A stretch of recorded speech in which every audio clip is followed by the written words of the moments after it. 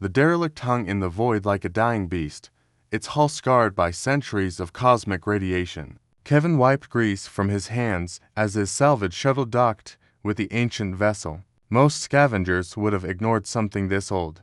But Kevin had a gift. He could hear what machines wanted to say. Another corpse in the graveyard. Mia's voice crackled through his helmet calm. His partner was monitoring from their main ship, the Tin Sparrow. Readings show it's been dead for at least 400 years. Probably Zathrian design. Dead things don't send distress signals, Kevin replied, stepping through the airlock. The moment his boots touched the deck, he felt it a pulse. Faint but desperate, thrumming through the metal. Mia, this ship is alive. Barely, but alive. That's impossible. The power core should have depleted centuries ago. Kevin moved deeper into the darkness, his head lamp cutting through the gloom. The corridors were massive, built for beings twice his size. Symbols he didn't recognize covered the walls, glowing faintly with bioluminescent energy. The ship was speaking to him, not in words, but in feelings: loneliness, pain, and something else. Hope. He found the engineering bay after 20 minutes of wandering. At its center stood a crystalline structure the size of a small house, pulsing with dim purple light. Kevin approached it carefully, his scanner going haywire. Kevin, get out of there. Mia's voice was sharp with panic. That's a quantum consciousness core. If it's still active, it could. The crystal flared. Kevin's world became light. When his vision cleared, he wasn't alone. A holographic figure stood before him, humanoid, but clearly alien, with 4 arms and eyes that held the weight of eons. Finally, the figure said, its voice resonating directly in Kevin's mind. A human. I have waited so long for one of your kind. You speak English. Kevin managed. I speak thought. Language is merely interpretation. The hologram gestured to the crystal. I am Velcaris, captain of the Eternity's Morning. My ship and I, we are one, and we are dying. Kevin's engineering instincts kicked in. What happened to you? My people, the Zathrian, built ships as extensions of ourselves. We poured our consciousness into them, became immortal guardians of the galaxy. Velcaris' form flickered. But we grew arrogant. We believed ourselves gods. For centuries ago, we encountered the Void Eater's entities from dark space that consume energy itself. We fought. We lost. My people are extinct. Then why call for a human? Why me? Velcaris' eyes gleamed. Because your species has something mine never possessed: the ability to create without becoming. You build tools but remain separate from them. You understand both the machine and the man. The hologram moved closer. The Void Eaters are returning. I have tracked their movements. In 3 standard cycles, they will reach the frontier colonies, your colonies. Millions will die. Kevin's blood ran cold. And you can stop them. I was built to fight them.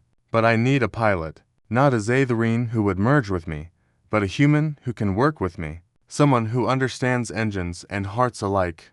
I'm just a mechanic, Kevin said. But even as he spoke, he was examining the core, his mind already racing through possibilities. You hear machines sing. Velcaris countered.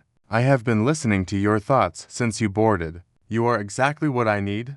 12 hours later, Mia stood in the engineering bay, watching Kevin work. He'd stripped down to his undershirt, covered in luminescent fluid from the ship's systems, and he was laughing.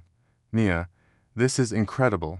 The Zathrian built redundant power systems into the hull itself. If I reroute the solar collectors and patch them into the quantum core, we can restore the 60% functionality. Kevin, slow down. Mia grabbed his shoulder. This ship is asking you to fight monsters from dark space. This isn't fixing a busted freighter. I know. Kevin's expression grew serious. But Velcaris showed me the projections. The Void Eaters travel in swarms. They've already consumed 12 systems. The frontier doesn't stand a chance without a countermeasure, and you trust this alien ghost. Kevin looked at the crystal, where Velcaris' form waited patiently. I trust what my gut tells me. This ship is in pain, Mia. It's been alone for 400 years, watching its purpose slip away. It doesn't want glory or revenge. It just wants to matter again. He smiled. I understand that feeling. Mia studied him for a long moment, then sighed. You're going to do this regardless of what I say. aren't you? I'd really like your help, though. She pulled out her own toolkit. Where do we start? 3 weeks of frantic repair work transformed the Eternity's morning. Kevin's human ingenuity combined with Zathorine technology in ways Valkyris had never imagined. He couldn't fully restore the ship's systems, but he did something better. He improvised, using human-designed plasma conduits to bypass damaged Zathorine neural pathways, creating hybrid systems that were crude but effective. When the Void Eaters arrived at the frontier colonies, they found something unexpected waiting for them.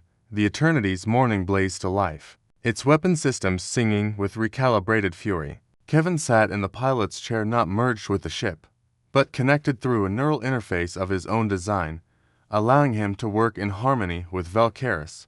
Ready? Valkyris asked. Let's show them what happens when you threaten humanity's neighborhood. Kevin replied. The battle lasted 6 hours. The Void Eaters had never encountered resistance that adapted mid-fight, a ship that could think tactically like a Zathorine, but improvise like a human. Kevin pushed the Eternity's morning past its limits, and the ship responded with everything it had.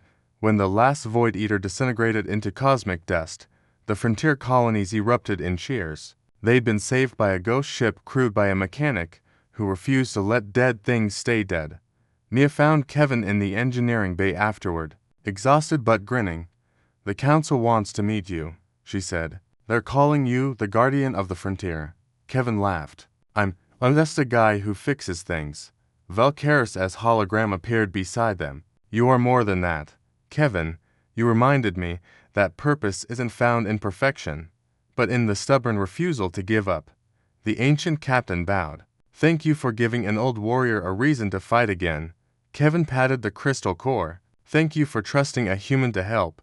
As the Eternity's morning set course for the next threat, Kevin realized something profound. Humanity's greatest strength wasn't their weapons or their technology, it was their ability to see potential in broken things and their willingness to fight for those who couldn't fight for themselves. The galaxy would learn that lesson well, and